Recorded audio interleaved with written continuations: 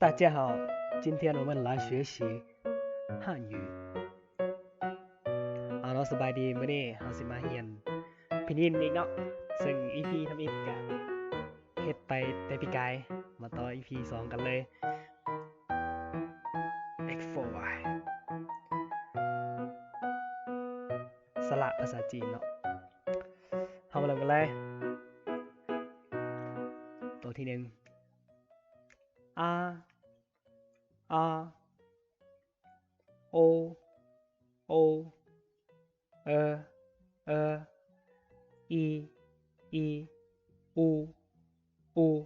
ตัวสุดท้ายมันจะออกเสียงอย่างหนึงเนาะเฮาต้องใส่ความพยายามหน่อยหนึงอ่านว่าอือือืโอเคกับซ้อมเด้อต่อไป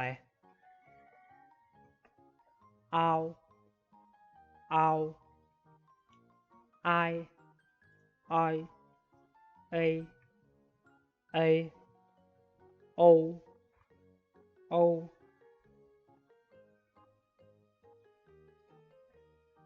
เอาเรามาพบกับการอ่านรอบบัดนี้ จะเริ่มกันเลย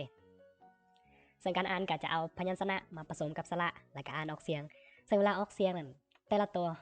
ตอนนี้เราจะสังเกตมันจะบ่มีเสียงเนาะเราต้องออกเป็นเสียงหนึ่งก่อนไปเบิ่งตัวอย่างเลยอ่านนำเลยเด้อปัวปัวอาปาปาปัวอัวปัวปัวปัวอีปีปีปัวอูปูปูต่อไปพัวพัวอาพาพาพัวโอพัวพัวพัวอีพีพีพัวอูพูพูต่อไปมัวมัวอามามามัวโอมัวมัวมัวเมอเมอมัวอีมีมีมัวอูมูมูต่อไปฟัวนะฟัวอาฟาฟัวอาฟาฟัวโอฟัวฟัวฟัวอูฟูฟูซึ่งบ่ต้องตกใจเวลาเห็นห้องว่างก็คือว่ามันบ่มีในภาษาจีนเนาะคำประกอบบ่มีเนาะต่อไปเตอ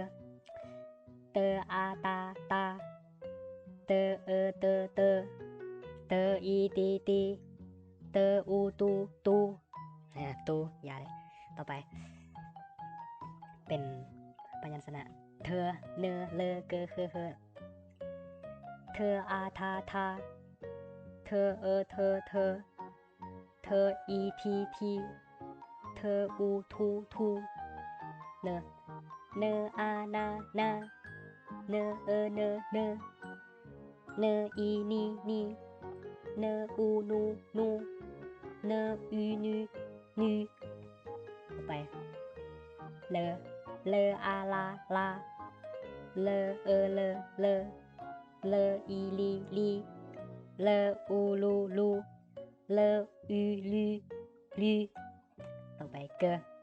เกออากากาเกอเกอเกอเกออูกูกูไปเคออาคาคาเคเคคูเคอูคูต่อไปกันเคอาคาคาเคเคอูคูโอเคไปสระต่อไปก็คือสระไอเอยเอาโออ่านขึ้นไอเอยเอาโอปัวไอปายปัวเอยเปยปัวเอาเปาพัวไอพายพัวเอยเพยพัวเอาเผาพัวโอโพคือตัวนี้จะออกเสียงเป็นสระโอเนาะแต่ว่ามันจะมีวอวีทางไทยเนาะเป็นโพหันวอวีใส่ทางไทยนั่นเองเนาะต่อไปเมอมัวไอไม่มัวเอยเมยมัวเอาเมามัวโอเมาต่อไปฟัวเอยเฟยฟัวโอโฟต่อไปก็เตอไอตายเตอเอยเตยเตอเอาเตา อโอโตโตต่อไป เป็นทางด้านของเธอเนื้อแล้วก็เธออายไทยไม่มีไม่ยกเธอเอาเทาเธอโอโทเนออายนายเนอเอยเนยเนอเอานาวเนอโอโนเลไลเลอายไลเลอเอยเลยเลอเอาเล่าเลอโอโลเกออายไกเกอเอยเกยเกอเอาเกาเกอโอโกเคออายไคเคอเอยเคยเคอเอาเขาเคอโอโคเคออายไคเคอเอยเคย